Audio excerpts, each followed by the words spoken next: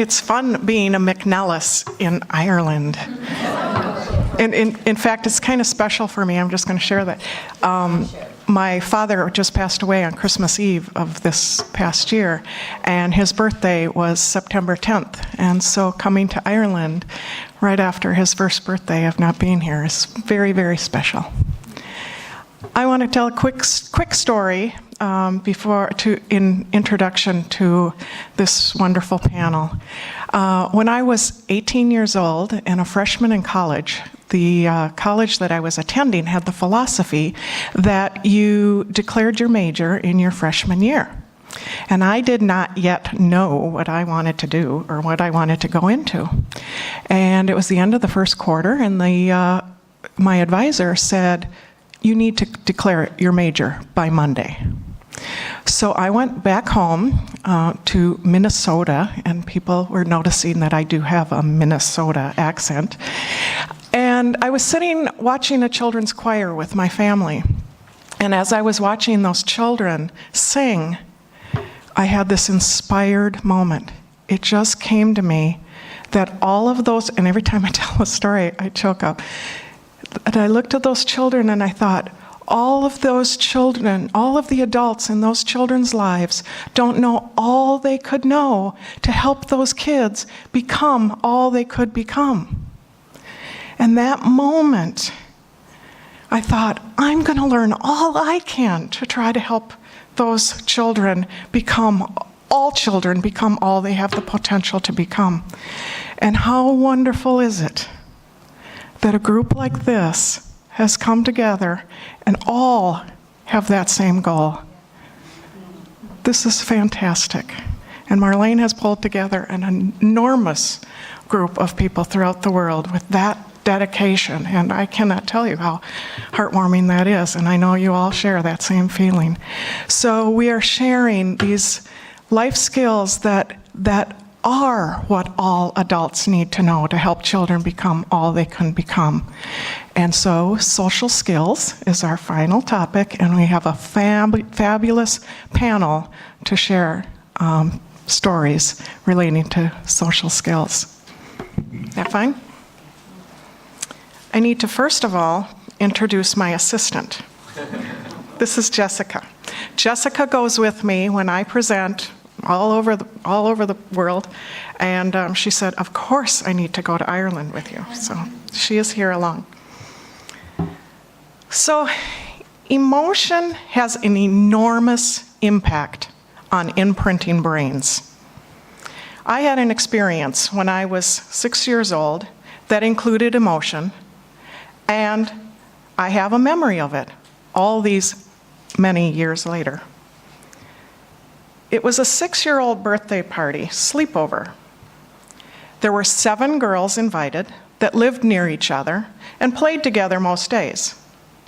A new girl to the neighborhood was invited only due to the requirement of the birthday girl's mother. I was also invited.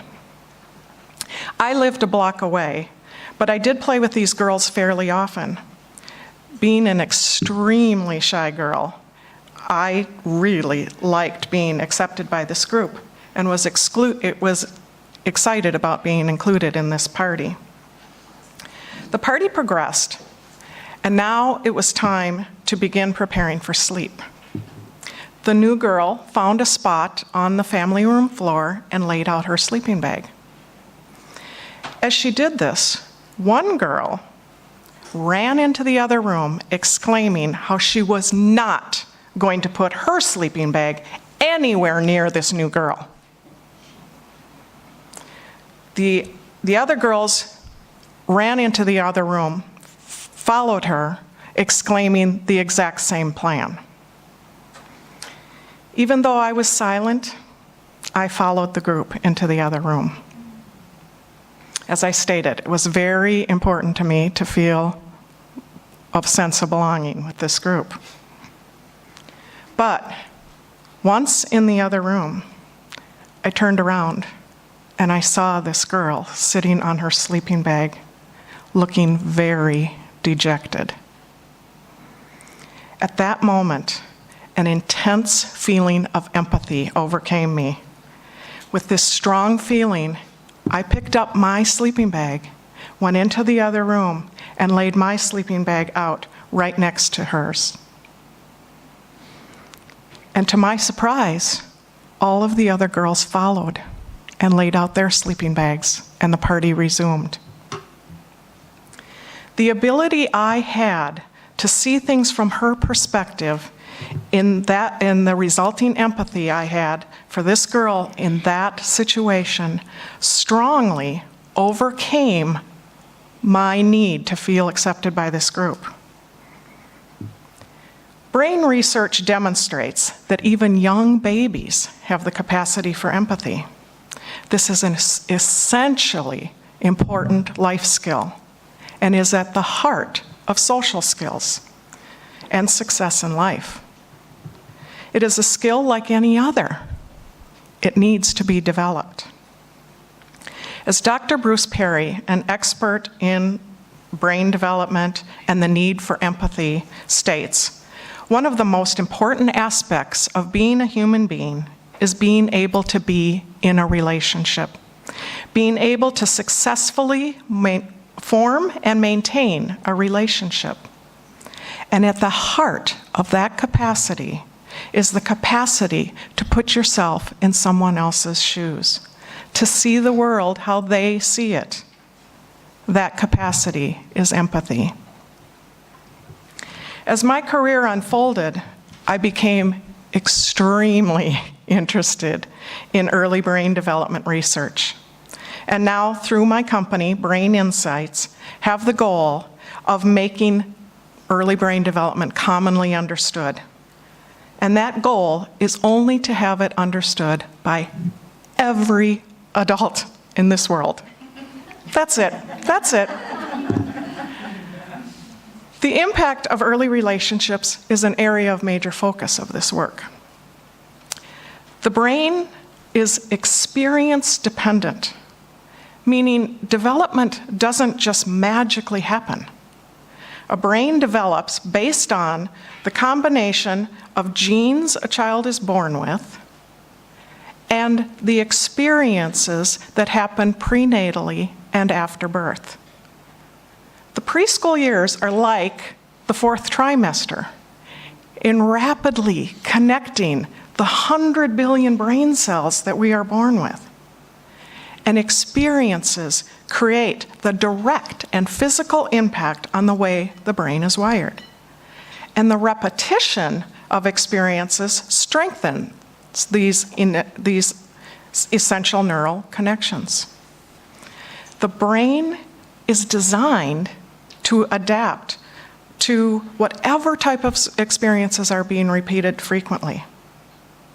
And that's whether they're positive or negative experiences. So even though it takes many years for the brain to fully mature, these early months are the time for the most rapid amount of growth and development of the brain, with 85% of it happening by age 3. We are biologically designed for relationships. We are born with a primary need to get someone to care for us. We are completely dependent on at least one other person to care for us. Through the ideal situation of being lovingly and consistently responded to, meeting our needs in a nurturing way, brain pathways are being created and empathy is being developed. If Jessica is responded repeatedly and responsibly, consistently to the needs that she is expressing, this is going to create the feelings of safety and pleasure that her brain is craving. And this will begin the wiring in her brain for relationships with others throughout her life. So, when infants consistently experience the give and take of a responsive relationship, the basis for developing the skill of empathy occurs. Interestingly, research conducted indicates that the brain that the brain areas for both empathy and violence are partially similar. These findings led researchers to state, we all know that encouraging empathy has an inhibiting effect on violence, but this may not only be a social question, but also a biological one. Stimulation of the neural circuits in one direction reduces their activity in another. So, as a result, a more empathetic brain will have more difficulty behaving in a violent way. While attending the sleepover party, my brain pathways likely fired in a way that made it too difficult to be mean to that excluded girl. Various versions of interesting studies reveal that babies as young as 5 months old can demonstrate empathy skills. However, due to a variety of situations and circumstances, some children do not experience the ideal serve and return of relationships early in their life. A child that does not experience the give and take of a relationship is simply not going to develop the brain connections for seeing things from another person's point of view.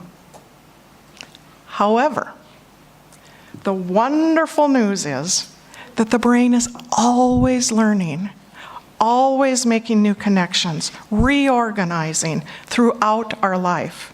This is called plasticity. This provides us with the extraordinary opportunity to make changes later. Of course, it is best to develop a brain as optimally as possible in the first place, but it is significant to realize that changes can be made through learning and repetition at other times in life. One remarkable program that is making an incredible difference in this way is a program called Roots of Empathy.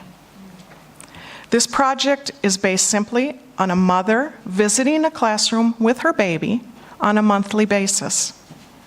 The children are taught perspective taking through their interactions with the baby. The results have been dramatic. Humans are contagious beings. So part of the effectiveness of this program is likely due to our contagious makeup. And these kids are catching empathy experiences. This contagious aspect seemed to be the case in the slumber party experience, where the other girls joined me after I showed caring. The repeated experiences of feeling empathy for a baby in the Roots of Empathy program are actually changing the brains of the children, and this essential life skill is being learned. Indicators are revealing that empathetic behaviors are in decline in many societies. There are numerous factors contributing to this occurring. So, since we are neurobiologically meant to be connected to others, this needs to be realized, and an emphasis of time spent on the development of relationships is critical.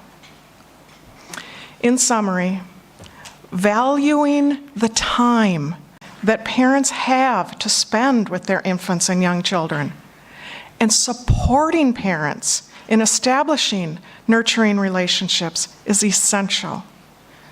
Additionally, for daycares and schools to have an effective way to help children for success in life is to have low teacher-child ratios to increase the opportunity to foster relationships with every child. And then use the understanding that the brain is experience dependent. Children in schools can be engaged collectively in a caring climate and create activities that benefit other human beings. Children have the capacity to learn to read, write, and do arithmetic. Children also have the capacity to empathize.